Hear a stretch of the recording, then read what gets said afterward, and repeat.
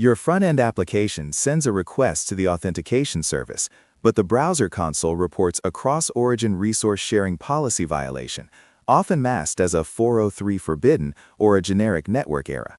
Simultaneously, the back-end service logs confirm the request executed successfully, returning a 200 OK status. This discrepancy is the signature failure mode in microservice architectures. The issue is not the resource access itself, but the browser intercepting the response based on missing or incorrect access control headers. Specifically, the browser is blocking the response body from reaching the JavaScript context. We must isolate whether the failure occurs during the Preflight options request or the actual data request.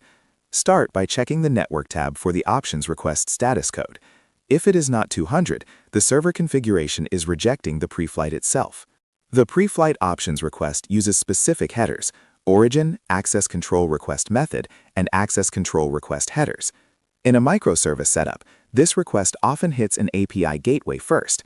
The gateway must be configured to pass the options request through to the target service without authentication checks, or critically terminate the Preflight itself by injecting the necessary access control allow headers before forwarding. If the gateway strips or modifies the origin header, the downstream service cannot validate the request correctly. A common error is the service responding with access control allow origin set to null because the origin header was missing upon arrival. Ensure your gateway configuration explicitly permits the options method for all routes requiring cross-origin resource sharing.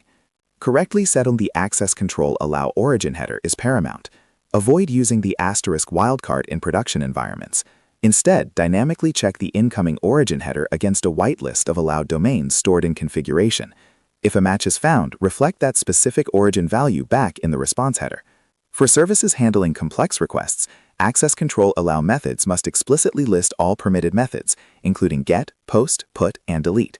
Furthermore, access control allow headers must enumerate every non-simple header used by the client, such as authorization, content type, and custom headers like XRequestID. Missing a single required header here guarantees a Preflight failure.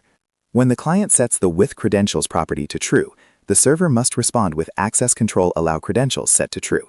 This immediately imposes a strict requirement: access control allow origin cannot be the wildcard asterisk. It must be a single specific origin matching the client request. If the server attempts to return credentials while using the wildcard, the browser immediately rejects the response. Furthermore, the access control expose headers header is required if the client needs to read response headers beyond the 6 simple headers. Failure to expose headers like location or custom pagination headers results in silent data loss on the client side, even if the request succeeds. To definitively isolate whether the server logic is correctly generating the access control headers, bypass the browser entirely. Use command line tools like curl or a dedicated client like Postman. Manually construct the options request, including the origin header set to a disallowed domain, and then an allowed domain. For example, execute curl with the XRequest method options flag and explicitly set the origin header. Analyze the raw response headers. If the server returns the correct access control headers when the origin is present, the issue lies in the gateway or an intermediate proxy stripping the header. If the server fails to return the headers, the application code responsible for the cross-origin resource sharing filter is misconfigured. Excessive Preflight requests introduce significant latency, especially in high-traffic microservice environments. Implement the access control max age header to instruct the browser how long to cache the Preflight result. Setting this value, typically between 600 and 3600 seconds, minimizes subsequent options requests for the same resource and origin pair. However, be cautious.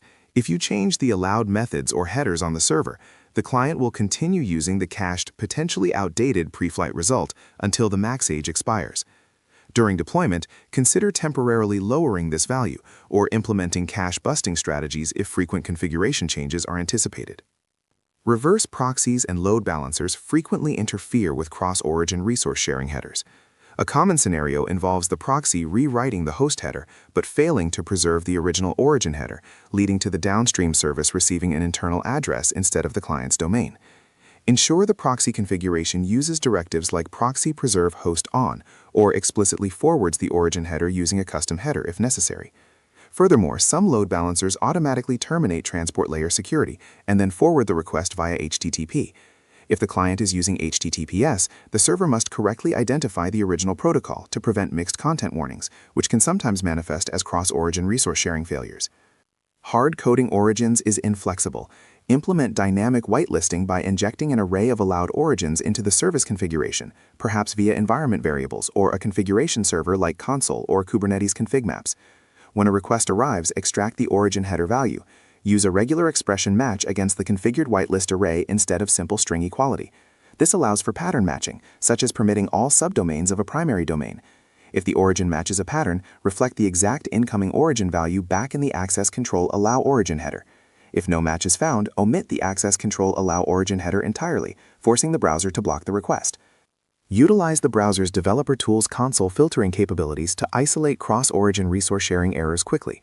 Look specifically for the error message indicating which header is missing or mismatched. For deep inspection, use tools like Wireshark or TCP dump on the server host to observe the raw network traffic entering the microservice. This confirms whether the gateway or proxy is correctly passing the origin header. If you suspect browser caching issues, disable the browser cache in the Network tab of the developer tools. For testing purposes only, some browser extensions can temporarily disable cross-origin resource sharing checks, but this must never be used for production validation. Misconfigured cross-origin resource sharing policies introduce significant security vulnerabilities, specifically cross-site request forgery risks if the policy is too permissive. Always adhere to the principle of least privilege. Only whitelist the exact origins required. Regularly audit your gateway and service configurations to ensure no accidental wildcard origins are deployed. The next step in hardening your microservice architecture involves implementing content security policy headers, which provide an additional layer of defense against injection attacks, complementing the protection offered by a correctly configured cross-origin resource sharing policy. Review your deployment pipeline to include automated checks for overly broad access control allow origin settings before merging to production branches.